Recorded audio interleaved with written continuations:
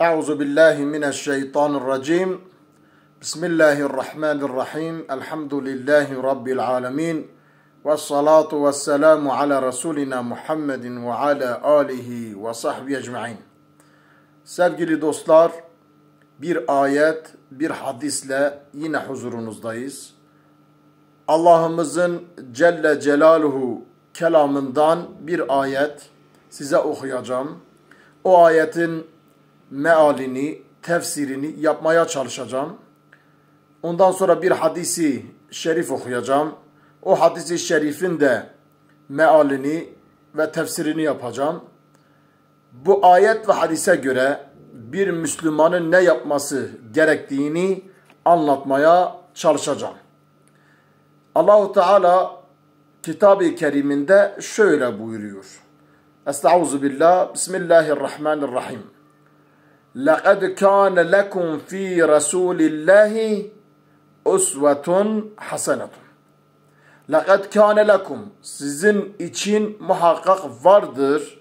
Fi Resulillahi, Resulullah'ta vardır. Allah'ın peygamberinde vardır. Ne vardır? Usvetun hasenetun. Usve, güzel bir örneklik. Usve, örnekliktir. Hasene, güzel demektir. Yani Allah Resulü'nde sizin için güzel bir ne vardır? Örneklik vardır.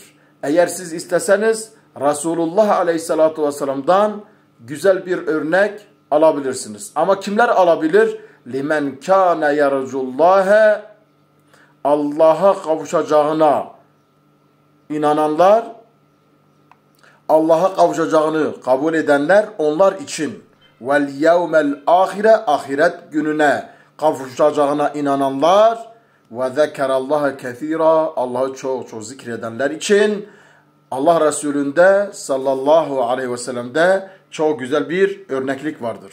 Sevgili dostlar, Resul-i Ekrem aleyhissalatu vesselam'ın oturuşu, Resul-i Ekrem aleyhissalatu vesselam'ın kalkışı, Resul-i Ekrem aleyhissalatu vesselam'ın abdeste gidişi, Resul-i Ekrem aleyhissalatu vesselam halaya gidişi, hatta halada yani tuvalette oturuş şekli dahi bir örnekliktir.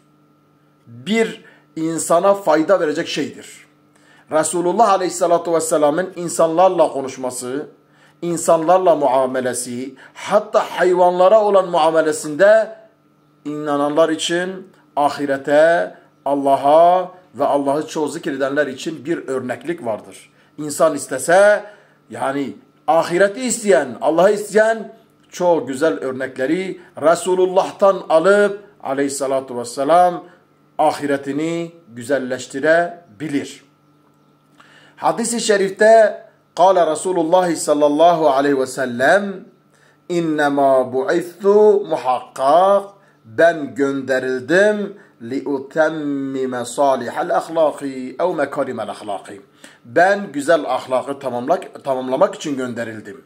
Güzel ahlakı insanlara öğretmek için gönderildim. Sevgili dostlar, Hazreti Ayşe annemize bazı ashabtan gelip soru sordular. Ya da bazı insanlar geldiler, dediler ki ya Ayşe, Resul-i Ekrem aleyhissalatu vesselamın ahlakı nasıldı? Nasıl bir ahlakı vardı? Resul-i Ekrem, Hazreti Ayşe annemiz siz Kur'an okuyor musunuz diye buyurdu. Onlar da evet biz Kur'an okuyoruz. İşte Resulullah aleyhissalatu vesselamın ahlakı Kur'an'ın ta kendisidir. Onun için biz Kur'an'ı okuduğumuz zaman, biz Allah'ın ayetlerini okuduğumuz zaman onun içinde Resulullah'ın ahlakı vardır. Çünkü Resul-i Ekrem aleyhissalatu vesselam Kur'an'ı yaşamak için gönderildi.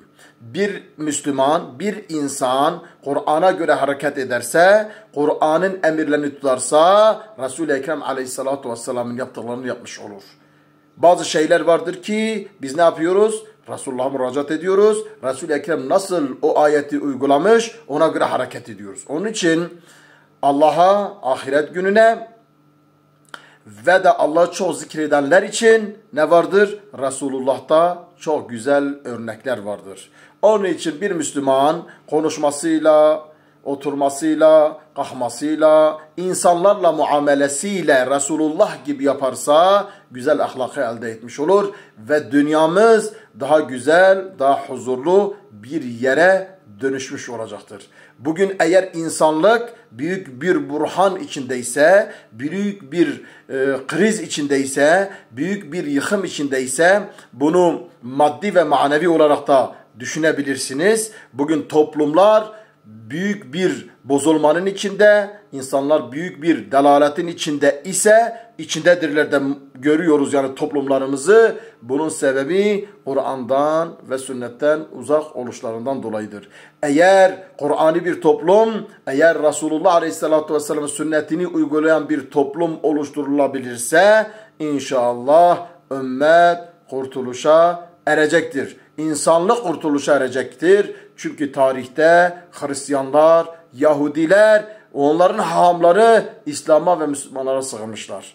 Eğer biz de Kur'an ve sünnete göre hareket edersek emin olun ki birçok insanlar gelip bize sığınacak. Bugün insanlar bizden uzaklaşıyorlarsa, toplumumuz bozuluyorsa bizim Kur'an'dan ve sünnetten uzaklaşmamızdan dolayıdır. Allahu Teala Kur'an'la oturup Kur'an'la kalkan, Resulullah Aleyhisselatü Vesselam'ın sünnetini hayatına rehber edinen kullarından etsin. Hepinizi Allah'a emanet ediyorum. Esselamu Aleyküm ve Rahmetullahi ve Berekatuhu.